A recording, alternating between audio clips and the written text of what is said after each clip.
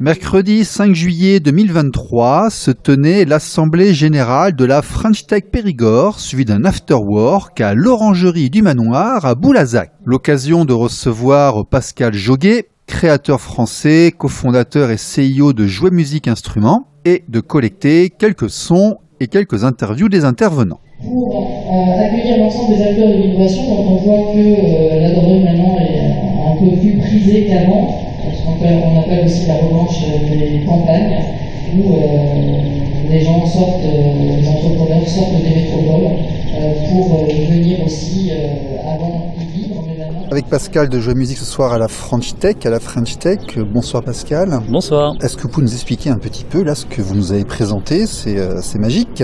Oui, on a développé un instrument qui permet de se mettre à la musique de manière assez ludique et un peu moins conventionnelle qu'avec des instruments traditionnels, et qui est à la fois du matériel avec une planche en bois et qui est équipée d'un capteur tactile sur lequel on vient poser des pads en silicone qui représentent différents types d'instruments. Et ça c'est couplé à une application qui tourne sur tablette ou sur ordinateur, dans laquelle il y a plein de sons et aussi plein de morceaux assez connus qui permettent de se mettre à la musique de manière assez ludique et beaucoup plus facile et plaisante qu'on trouve actuellement sur le marché. Alors l'originalité, si j'ai bien compris, c'est que un pad ça existe, faire de la musique en appuyant sur des boutons ça existe, mais là on va en fait enlever la surface qui est au-dessus par une autre et très rapidement on change d'instrument, on change d'ergonomie parce qu'il y a un capteur effectivement de toucher tactile dans le silicone, mais il y a un capteur dans la planche en bois qui sait sur quelle interface sont débranchés en face. Voilà, donc bon ça fait l'objet d'un brevet qu'on a déposé, mais qui effectivement le fait en temps réel, l'instrument va se reconfigurer avec l'instrument que l'on va choisir. C'est ça. Et puis il y a un séquenceur avec des sons qui sont avec des sons. Et donc c'est une expérience de jeu qui est assez unique et qui permet effectivement de manière très ludique d'attraper vraiment physiquement dans la vraie vie un pad de batterie par exemple, et tout de suite de pouvoir faire de la batterie, puis de l'échanger avec par exemple un pad de piano et tout de suite avoir un son de piano. Donc c'est une expérience utilisateur qui est très très sympa et très ludique. D'accord, donc on voit deux côtés pratiques très rapidement, hein. On voit celui de ne pas avoir 5 ou 6 pads différents mais d'en avoir un seul, et on voit aussi le côté éducatif et ludique pour les enfants, l'initiation. Alors ce qui est apparu durant la conférence et qui m'a interpellé, les gens le savent, hein, j'ai été expatrié durant 10 ans, c'est que faire du business en France et aux USA, c'est pas la même chose. Vous confirmez ? Oui, c'est pas du tout la même chose. On n'est pas du tout sur les mêmes métriques et sur les mêmes modes de fonctionnement. Et les énergies sont pas les mêmes. Les énergies sont pas les mêmes. Voilà, les énergies sont pas du tout les mêmes. Et puis, on reste un pays de 60 millions d'habitants face à un pays qui en fait plus de 300 millions. Avec beaucoup de formulaires papier et beaucoup de contraintes et de régulations. Exactement. Donc c'est pas du tout la même dynamique. Et puis il y a un vrai esprit entrepreneurial aux États-Unis qu'on est en train de développer ici, qui prend quand même, mais on a quand même encore du travail pour retrouver cette énergie vraiment d'avoir envie de changer les choses et de proposer des choses nouvelles. Ce qui est intéressant, c'est de voir un entrepreneur local de Grande Aquitaine qui fait 50% de son business aux USA. Oui, alors on est même à plus de 60% maintenant là, mais c'est j'adorais en faire plus en France, mais c'est vrai que la dynamique fait que aux États-Unis, il y a un engouement pour les choses nouvelles. Il y a peut-être une ouverture d'esprit aussi, peut-être. On trouvera en importation, je suppose. Oui, bien sûr. Mais après, moi, je crois beaucoup au marché français. Je crois beaucoup au fait que ça se développe. Nous, notre marque, elle commence à être connue en France, elle commence à être visible, et ça me fait très plaisir parce que effectivement, on exporte aussi à l'étranger, mais on est français, on a tout fait ici, et c'est vrai que réussir à développer vraiment une marque en France, c'est aussi très important, mais c'est vrai qu'on ne peut pas se passer du marché américain. De l'international de manière générale. De toute façon, de manière générale. Mais réussir en France, c'est un vrai challenge aussi. Alors, c'est intéressant aussi, vous êtes quelqu'un qui avait inventé quelque chose, le concept pouvoir mettre plusieurs doigts simultanément sur une tablette. On va rappeler qu'il y avait des choses sous Amstrad, sous Amiga, sous Mac, les stylos optiques et autres, que Microsoft avait sorti une tablette en 2001. Et effectivement, le fait de pouvoir mettre plusieurs doigts dessus pour zoomer ce genre de choses et autres, c'est une innovation, c'était breveté aussi, ça ? Oui, ça c'est quelque chose qu'on a développé à Bordeaux en 2002-2003. Donc avant, effectivement, la révolution des iPhones et iPad et consorts. Effectivement, on avait des brevets et on a les premiers brevets sur les technologies multitouch, effectivement. Être un inventeur en France, c'est facile ? Je sais pas si c'est facile, je sais pas si c'est facile ailleurs non plus. Être un inventeur, c'est jamais facile. Moi, je considère qu'on a... Je dis ça, j'ai vu tellement de gens qui m'ont dit c'était parti, vous êtes resté. Ouais, moi je suis resté, je vais pas rester très longtemps, je suis en train de partir pour m'installer aux États-Unis. mais je vais pas oublier ma France natale pour autant. Mais si on veut vraiment développer les choses de manière sérieuse, effectivement, il faut s'expatrier pour aller vraiment... c'est pour le développement. Par contre, en France, il y a de la matière grise quand même. Il me semble que nous avons des compétences et que nous avons des talents ici. Moi, je pars pour développer vraiment le business aux États-Unis, mais nos équipes de développement et tous nos ingénieurs sont français et restent en France. Donc la R&D reste en France. Toute la R&D est en France et on a des ingénieurs incroyables qui sont extrêmement bien formés et qui développent des choses de manière... on est vraiment très fort. D'accord, très bien. Fulbus avec Léa Lajonias. Bonjour. Bonjour. Qu'est-ce que Fulbus ? Fulbus, c'est une solution qui permet d'optimiser les trajets à vide des compagnies d'autocars pour avoir un meilleur impact sur l'environnement et également un meilleur impact économique. C'est un site internet, une application smartphone, qu'est-ce que c'est ? C'est une plateforme, donc un site internet pour les compagnies d'autocars spécialisées dans le tourisme. En fait, c'est du B2B, c'est à destination des professionnels. Exactement, c'est une solution métier. C'est une solution métier, donc vous allez voir les professionnels et vous demandez aux compagnies de bus, en fait, de s'échanger sur la base d'une bourse d'échange, comme pour, en fait, l'agence de voyage et les avions, les compagnies aériennes, les places de bus pour optimiser en fait qu'il n'y ait pas de bus qui circulent à vide. C'est exactement ça, une bourse d'échange pour optimiser les déplacements entre compagnies d'autocars. C'est un modèle qui a fait ses preuves dans l'aviation, mais également dans le transport de marchandises. La solution est sortie en fin d'année dernière et la société a été créée en 2021.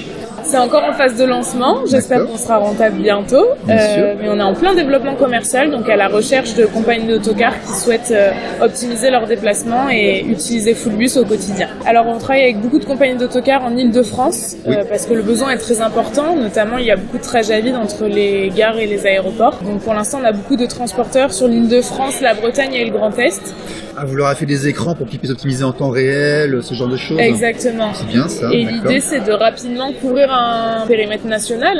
C'est Périgourdin. Moi, je suis née à Périgueux. J'ai toute ma famille ici. Je suis toute seule. Je prends des alternants pour la rentrée, mais je suis seule fondatrice de la société. Vous êtes passée par d'accompagnement, par H24, par le CIC, ce genre de choses? Alors, je suis passée par le programme French Tech Tremplin, qui pousse les jeunes à entreprendre avec une subvention financée par la BPI et un accompagnement avec des ateliers, des mises en relation et toute une promo qui s'entraide pour pas être seul au quotidien dans l'entrepreneuriat. D'accord. Donc, qu'est-ce que vous a apporté la French Tech Tremplin? Elle vous a fait un business plan, elle a regardé vos cahiers des charges, elle vous a financé? Qu'est-ce qu'ils ont fait? Alors, financement, oui, et également un regard extérieur. Par don ou par emprunt? Subvention. Par subvention. Un don. Tout à fait. Donc, subvention.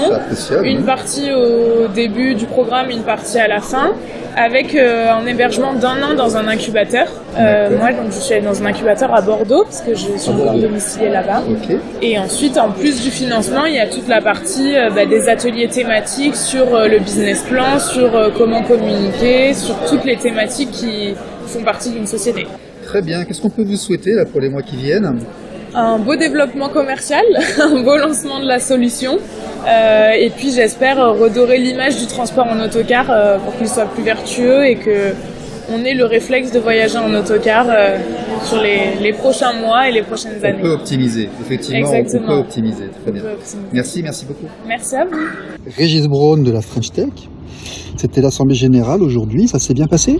Oui, on est content aujourd'hui d'avoir des adhérents qui ont rejoint notre projet, un projet ambitieux de départ, de se dire on peut aujourd'hui fédérer sur la technologie, sur l'innovation et avoir aujourd'hui des partenaires qui nous font confiance et en même temps rapprocher des startups, de grands groupes sur le thème de l'innovation, sur le thème de la technologie, pour assurer aussi les startups qui veulent aujourd'hui passer d'étapes petite structure à plus grande structure. Ça veut dire toutes ces étapes de vie d'une simple idée dans un garage jusqu'à une autre entreprise, mais également pour écouter déjà les grands groupes bien installés qui ont les clés de comment fonctionne une grande entreprise et qui sont des fois sur des idées d'innovation où eux-mêmes sont plus assez agiles. Donc il y a tout un terreau fertile de techniques qu'on a pu aujourd'hui on était content de pouvoir être à l'initiative d'un rassemblement et en même temps rassembler des nouveaux porteurs de projets, être dans notre ADN de fédérer autour de la technologie et l'innovation. Alors la French Tech, French on comprend, technologie c'est que informatique ou c'est toutes les technologies?